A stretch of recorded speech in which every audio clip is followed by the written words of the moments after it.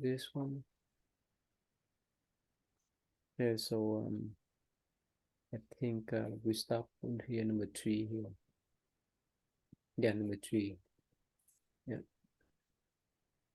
Because of the perfection which I want by sublimating the appropriate organs, beings in countries which I visit, laid out their desires, attachment, and offer their bodies and treasures to implore my compassion. So because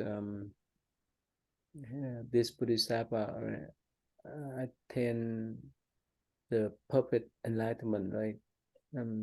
So uneassured beings offer their body and treasure to implore my compassion. Though, if for common people, when they read this sentence, they may think that's Brighton, right? You have to give the Buddha so that the Bodhisattva will bless you, right? Brighton. Yeah, bragging. Yeah.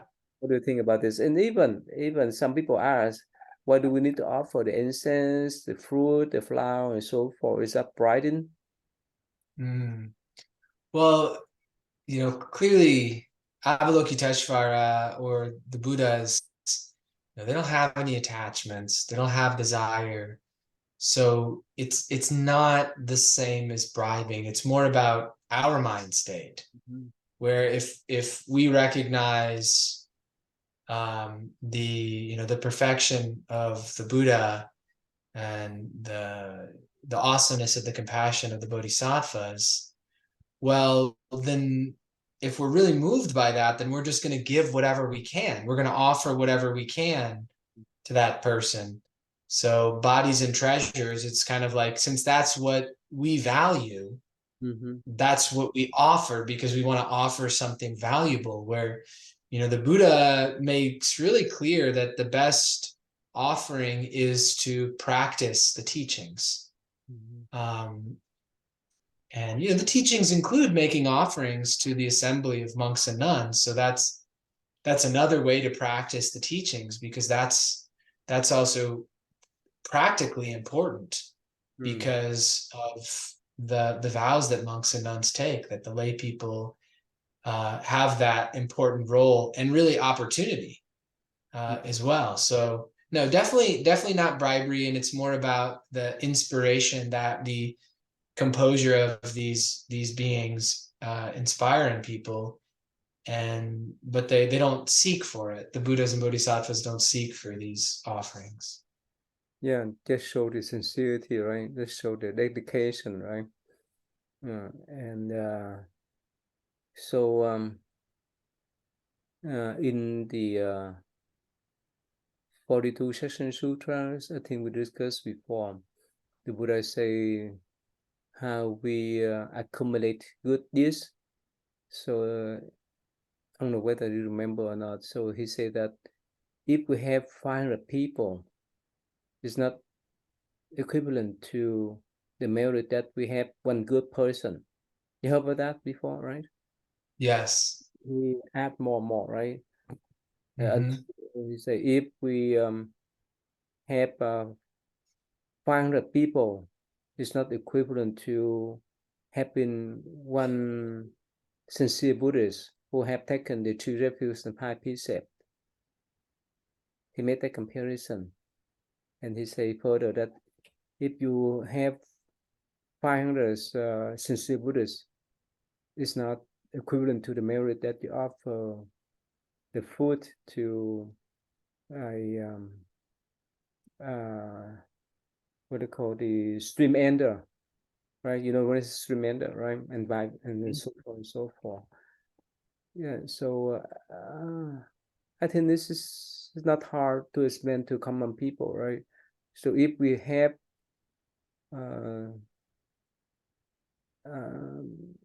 evil mind people, somehow we encourage them to do more evil things, right?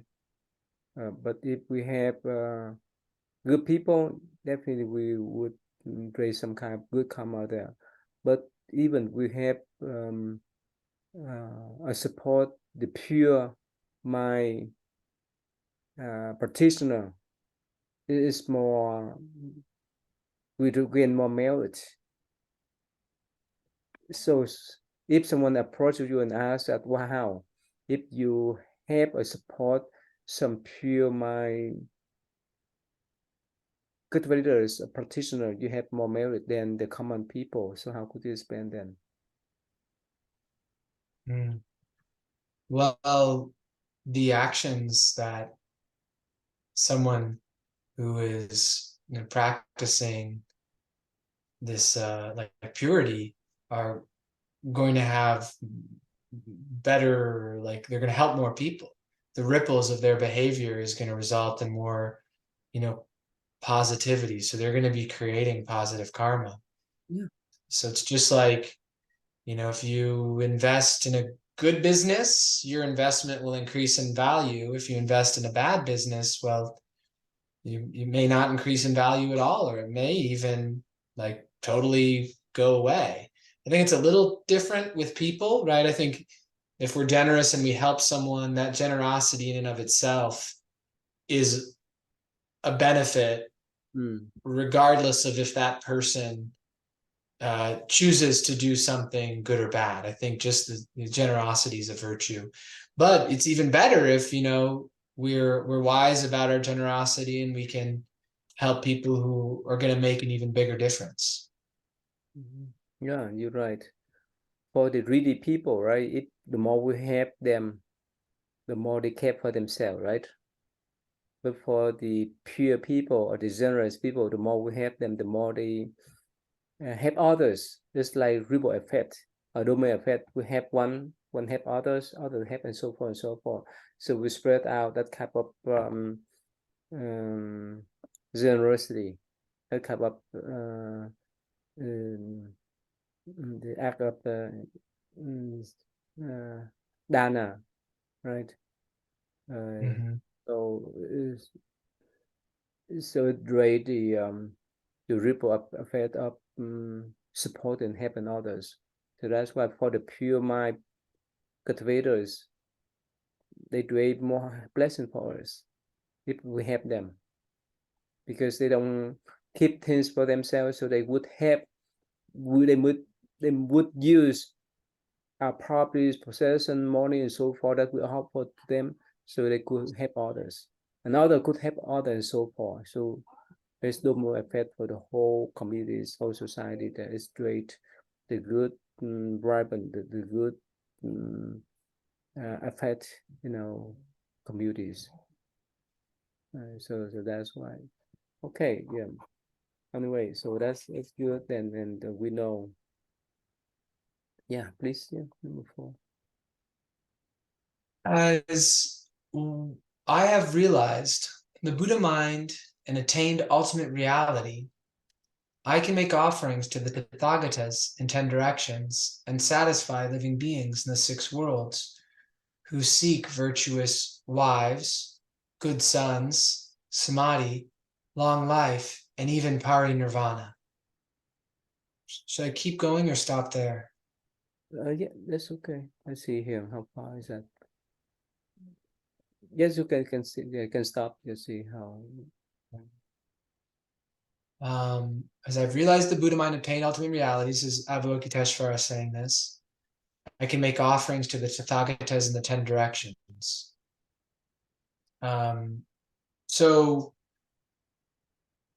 in that the Avalokiteshvara is pointing out that time and space, or at least in this case, space, are no hindrance for the offerings that she makes to the Buddhas.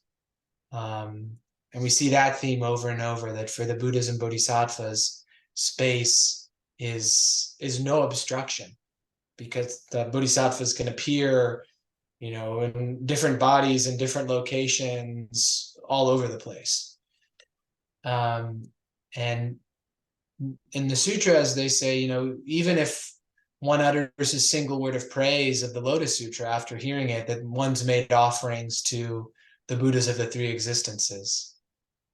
So that's even, cross, past, present, and future. But but Avalokiteshvara can also satisfy living beings in the six worlds. So we see this over and over with Avalokiteshvara, that in service of helping a living being achieve Buddhahood, Avalokiteshvara will help them achieve their other desires as well.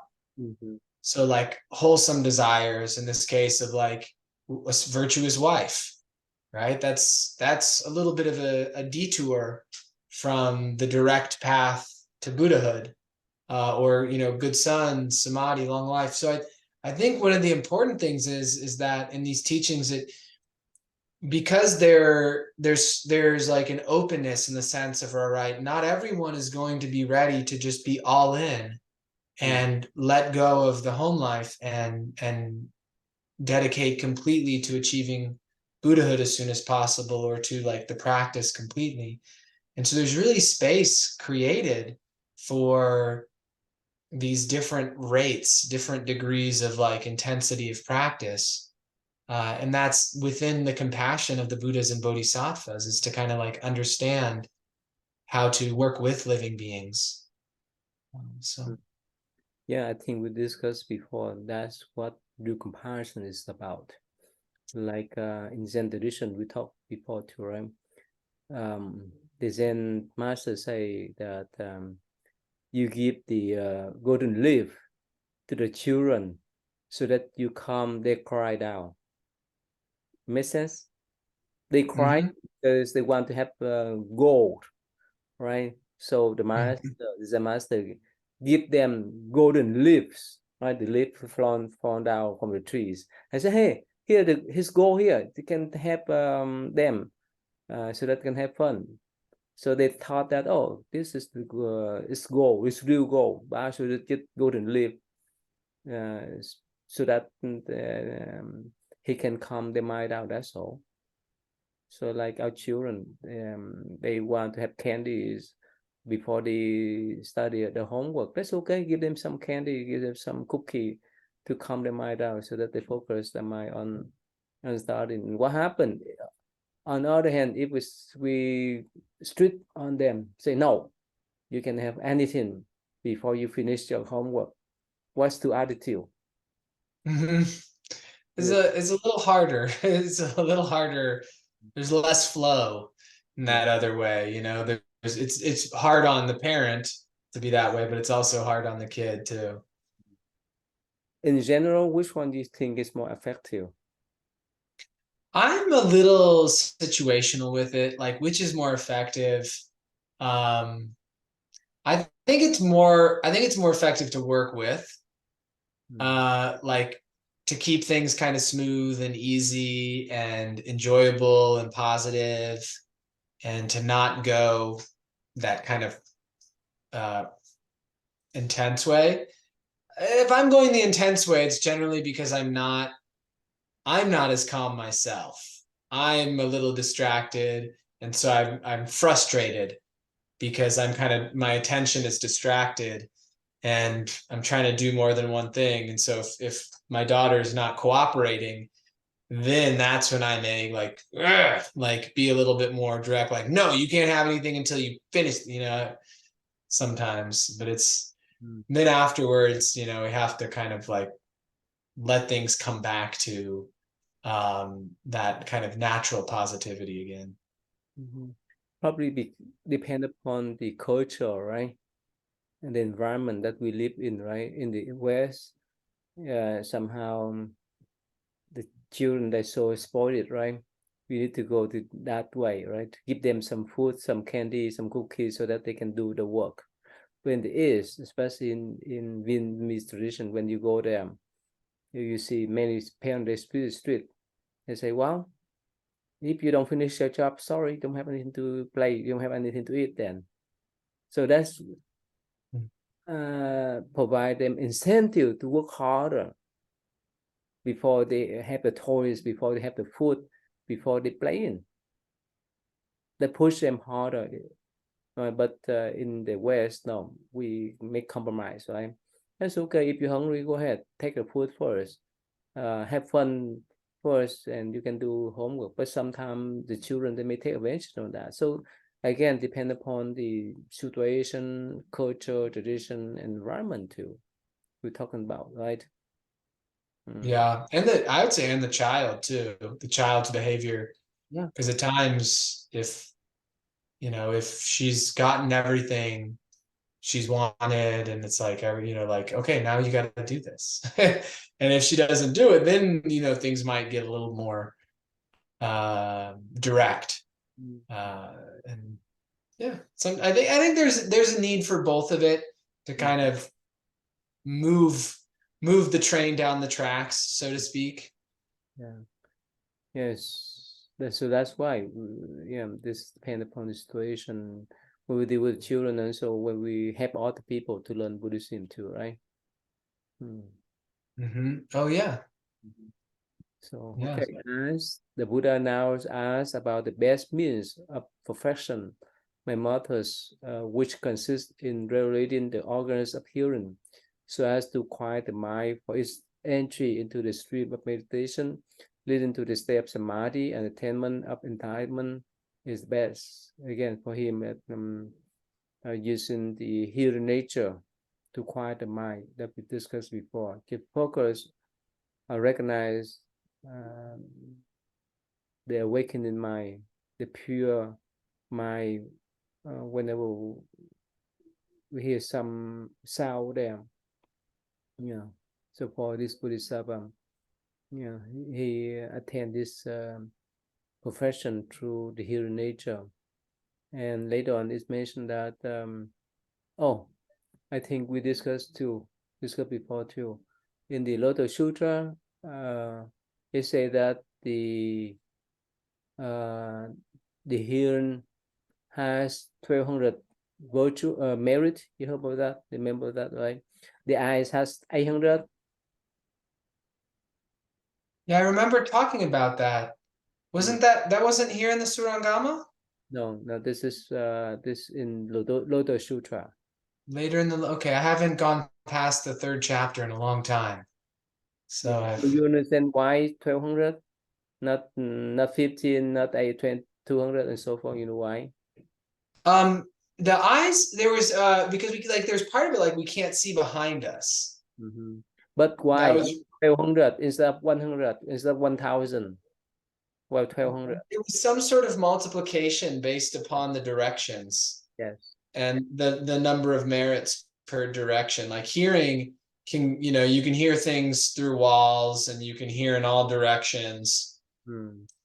But I don't remember because it's you have the 10 directions, right? So if you can only see in would it be 1, 2, 3, 4, 5, 6, you can see in 6 directions. If each direction is worth 200, then that would be 1200.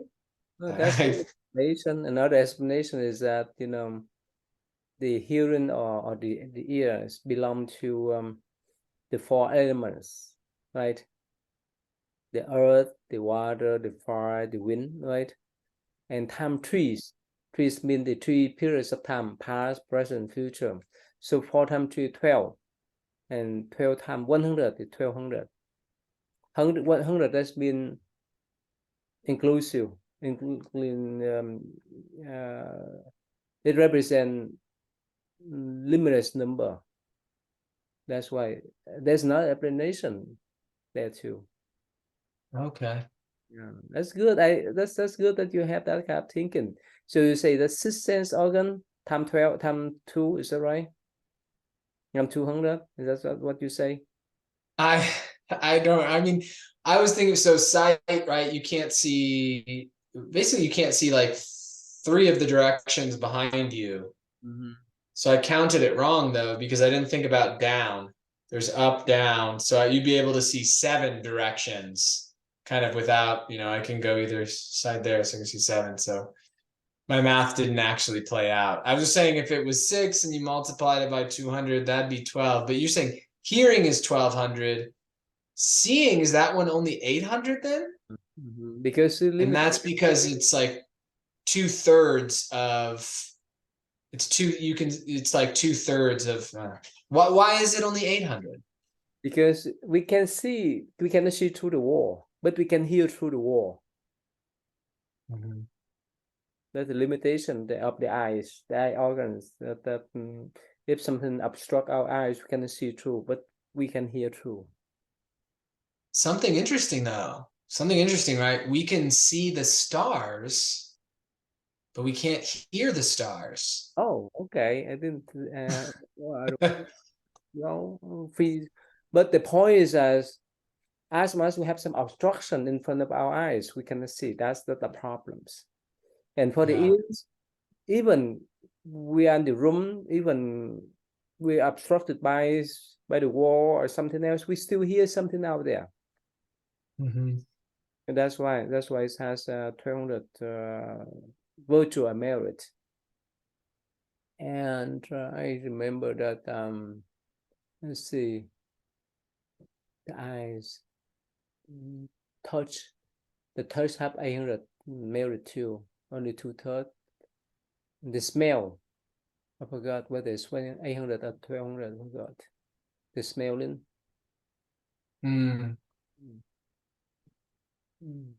I don't remember either. I remember the eyes were less.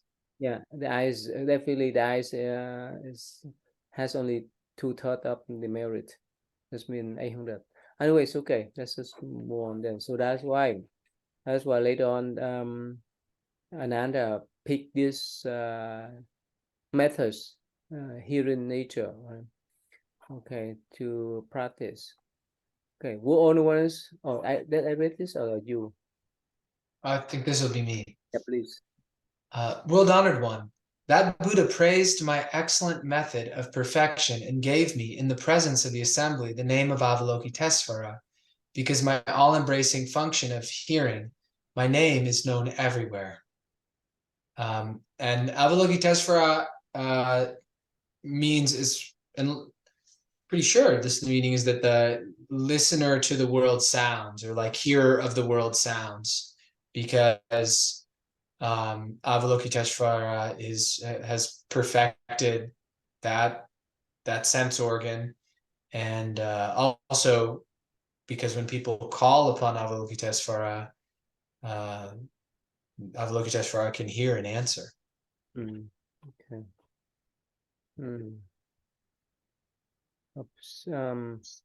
Yeah, one more times. Let's see.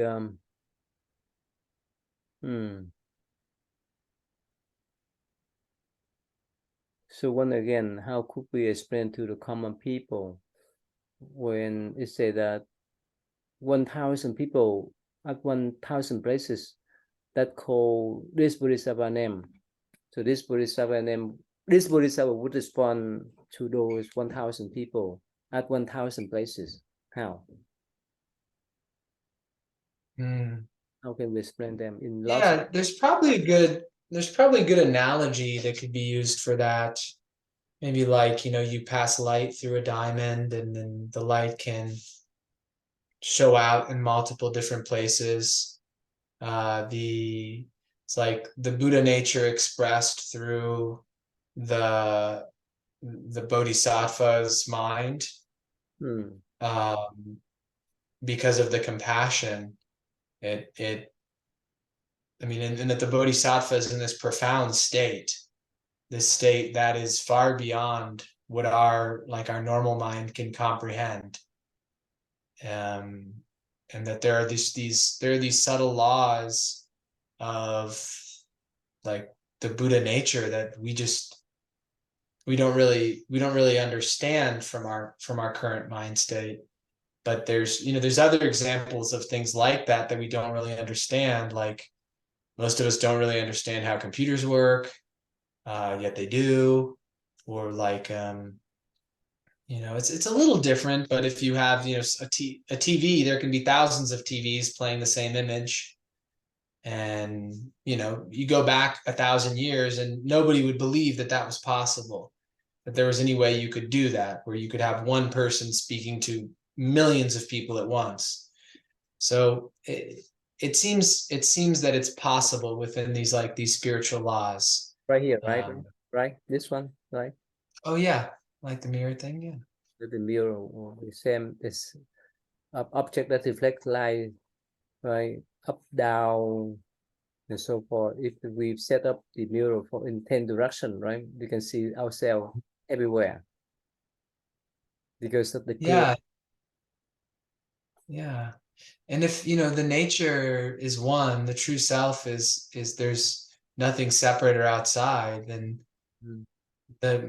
my true self is one with the true self of Avalokiteshvara. So in that there's no obstruction to someone who is like who's enlightened. Mhm. Yeah. So it's more reasonable, right? Before in the past, they would not see that, but now we know that's the reflection of the mirror, the pure mind. The mirror represents the pure mind. So 1,000 of them, yeah. And it seems that a difference though would be with Avalokiteshvara appearing, it may appear to one person as one thing, but to another as something else. Mm-hmm. So like the essence of compassion would be the same, but the image would be, the form would be different. Yeah. So even more profound than the mirror situation, right? Because he can like specify. Yeah. And like this mirror, right? This image. Mhm. So depend upon which angle we stand, right? We can see this person, the back, the front, far, upside down, and so forth. Oh yeah. And so there's the sincerity and the views of the one that pray for this Bodhisattva, right? So let's say Mhm. if someone ask Bodhisattva to win lottery, so probably we may see him in the what they call upside down, right? Upside down Mhm. image, right? Because his mind is not pure, right? Mhm. But if we see that someone call this Bodhisattva for help, have to work in the Bodhisattva path. So we may see them, oh, they here, right? They in the proper way, proper image. So that's depend upon how we view. Yeah. Okay. Yeah.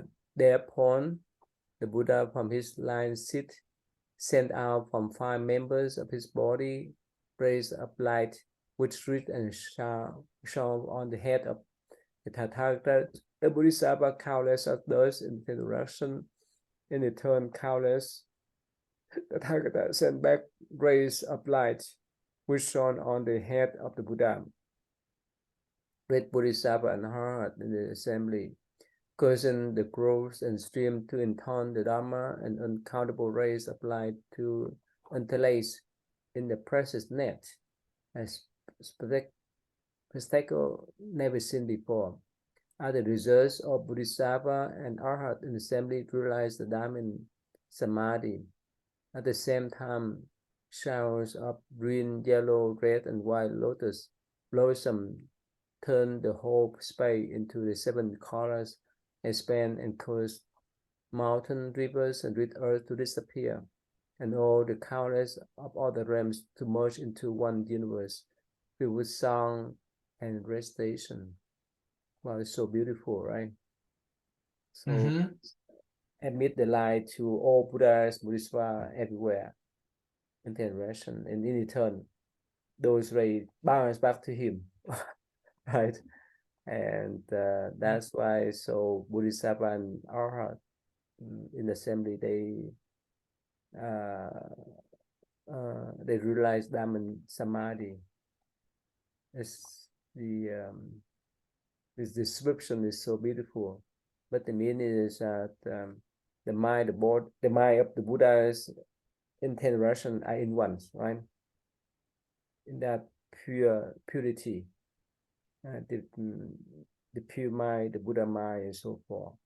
And that's why if someone recognizes us, whether they're Buddha, whether Bodhisattva or Arhat, they, as long as they recognize us, they would enter that type of Dhamma Samadhi.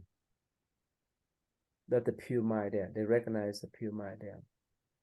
And so all of the lotus blend into 7 colors, and everything, mountain, river, red earth, to disappear. You know why is that? When mountain, rivers, red earth disappear, and they merge into one universe with the West meaning. It seems that the dissolution of distinctions, Yeah. because the distinctions are like a product of the thinking mind, they're illusory anyways. Yeah, I think we discussed before. So one day, when Ananda asked Buddha, why do you come here to teach sentient beings in this impure earth? So the Buddha say, well, no, my mind is pure, so everything is pure for me. Everything is golden for me. So after saying that, he used his hand to touch the round, and the round turned into golden color. Again, that is symbolic way of expression that for us it's impure, but for the Buddha, everything is pure. Like if we compare ourselves with others, let's say instead of having time to discuss this kind of sutra, other people, they say, well, you just waste your time. You go to the bar to enjoy out drinking, then hang around with people in the bar, or go to movie and so forth. For them, learning sutra is so waste of time, right? It's so useless. But for us, yeah, they indulge in those cup of alcohol or drinking and so forth. That they are wasted harms. They harm their body and mind. So everyone is different. Everyone has different view of life. So if we have pure mind, we see in a pure way. But if they have the crazy mind, they see things the crazy way. Have you follow from a person from trial? You read those type of fighting in the courtroom, how he views things in his own view. Just I haven't heard anything about what Trump has said. I just heard a little bit about what his children said, with the valuing of the properties, right? How they they were just basically denying knowledge of it. But I didn't hear what Trump said. So basically, he blamed everything on others. He never accept his mistake. He said that instead of accepting the fraud that his company raised so many decades, so he blamed the fraud on the uh, uh, the uh, the AG, Westman AG, right? The Attorney General of New York. So he said that you're fraud, not mine. So in his, so you see that in his view, right? Everything he does is correct, is proper, is beautiful. But whoever go against his will, they wrong, they terrible, and so forth and so forth. That's why they talk that he live in his delusional one, the spirit danger for the country. But anyway, so that politics, and so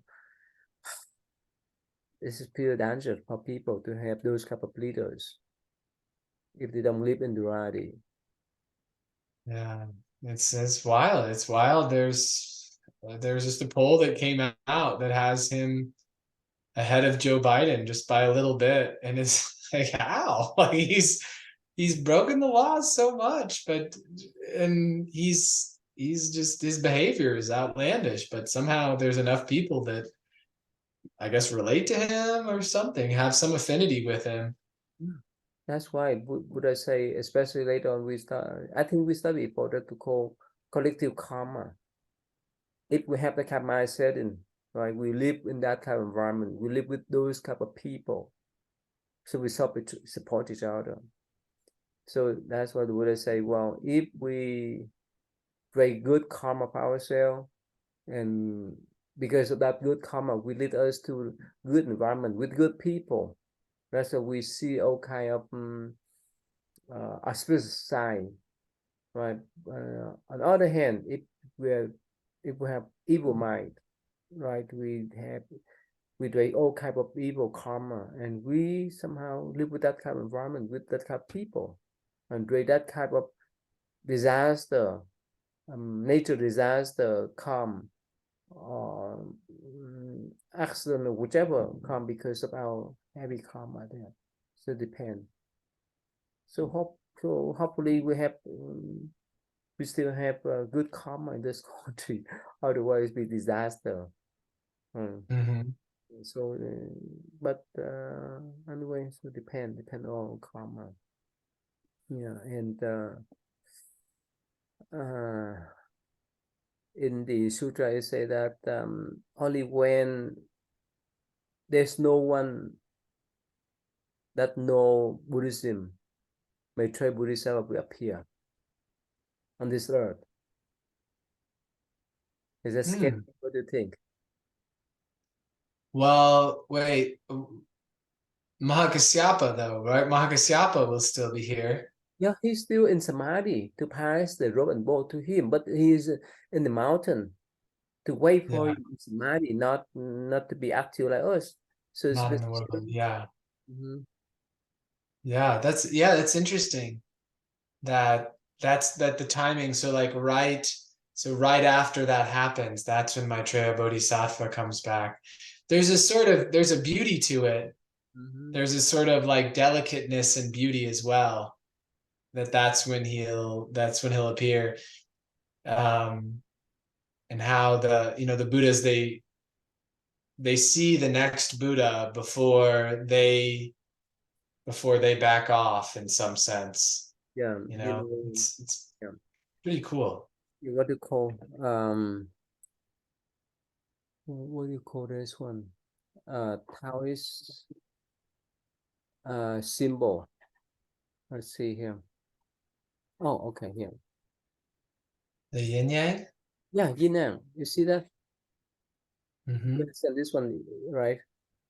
So within the yin, it has little yang. Within the yang, it has little yin. There's no absolute. A third conventional way to explain.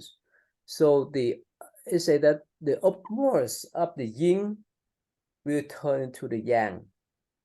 The upward of the yang will turn to the yin. It's like the wave, right? When you go Mm-hmm. down to the foremost, right, to the more extreme, eventually you go up. When you go up to more extreme, you go down. That's life. That's life. Mm-hmm. If we understand yin and yang, if we understand that type of polarized, that type of duality, it's no big deal. It's normal. There was an article, a bunch of articles came out about this research study, and it was visualizing. I think they were visualizing paired photons.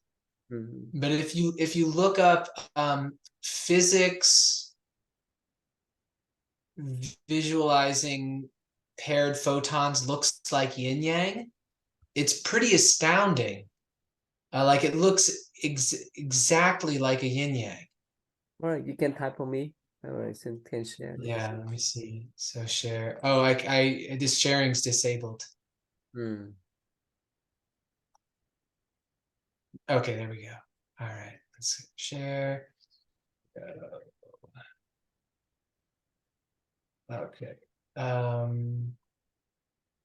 Physics study yin yang image. Oh, here it is. Oh, Okay. oh, okay. So space.com. Stunning experiment reconstructs the properties of entangled photons from a 2D interference pattern. So this is a reconstruction of a holographic image of two entangled photons. Yeah. Wow. Yeah. So there's something more to it, and you can even see here, some people are some people maybe have other opinions about its meaning. Oops. As this one here, this guy says, he has another thought of it, I guess, and he's a quantum physicist. So Mm. there may be some nuance to it beyond that, but that they produce this image in their studies of it's just interesting. Yeah. So again, as long as you understand the nature, the natural process of life, right? We can accept that, move on, right? Whether it's bad and good, right? So everything depends upon our karma and how we adapt with those environment. If we don't get involved in those type of karma, we will stay away from them. But as soon as we get involved, we get stuck there. Whether it's killing, fighting, the business and politics and so forth. If we don't play the game with them, nothing to be concerned. Oh, right. Anyway, so yeah, it's a bit scary even for us, but still, as much as we understand that it's the peak, right? But somehow they say that when the human age are up to 80,000, right? So that moment, and there's no Buddhism at all. No one know about Buddhism. So Bodhisattva, I mean that Maitreya Buddhism will appear. So basically, even there's no Buddhist sutra principle and so forth doing those things, but at least those people they have a good deed there, good karma. That's why they could have that type of long life, spend 80,000 years old. But we have only 80 years old, right? Yeah. So in a way, so that's one of the way to explain. That's a long lifespan. So the Buddha say, don't worry. When I leave this earth, you guys will study whoever study my Dharma, I will bestow you guys to study with Maitreya Buddha in future. Yeah. Yeah, okay. So you have the copy, right? You have the copy of the Maitreya Bodhisattva Sutra that I sent to the Tushita heaven, and now the sutra that he descend down here from Tushita heaven. You know about that sutra? Yeah, we're using the one of we're reading one of for the class. Okay. And the one that we're we're which one are we reading? I think we're reading the one where he ascends to Tusita heaven. Yeah. With your Pháp? With the English class. No. So in teaching, it's That's using nice. it to find English words. Yeah. Nice. Oh, how about you got my file about the 28 or 25 past Buddha? You got that? Yes, I got that. I started reading the intro to it. Okay. I had a moment to start that. Good. That's good. You give them this information that even the lay Buddhist people they would not understand. They would not have a chance to study yet. As young people to learn. Mm. Mm.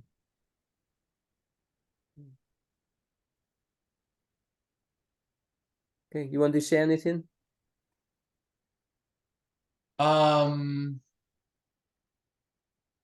No. Okay. All right. So let's continue then. Yeah. Okay. So let's move on then. Is that your turn or my turn? Your turn, right? Yeah. Yeah. Thereupon the Tathagata said to Manjusri, "Son of the Dharma King, These 25 bodhisattvas and arhats who no longer need to study and learn have related the expedient methods used by them at the start of their practice for their realization of bodhi. In reality, each of these methods does not differ from and is neither superior nor inferior to the others.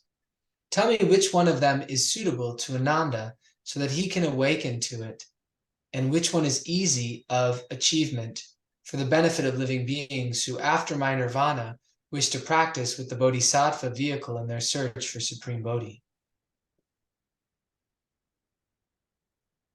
Yeah, so in this one, the Buddha is speaking to Manjusri, saying very clearly that all of the methods discussed by the bodhisattvas and arhats to attain enlightenment were all equal.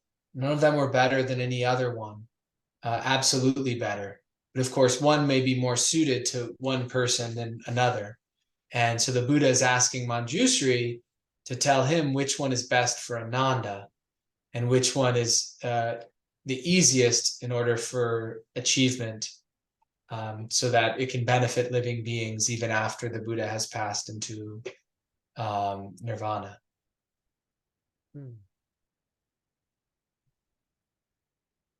So this one is the spirit of Buddhism, right? Nothing is superior nor inferior, right? As much as it's suitable for our needs, and as much as we achieve to the goal, right? Ultimate goal, enlightenment. That's all.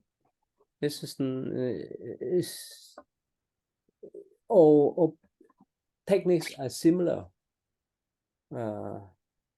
Like there's many way for us to climb up to top of the mountain, not one way.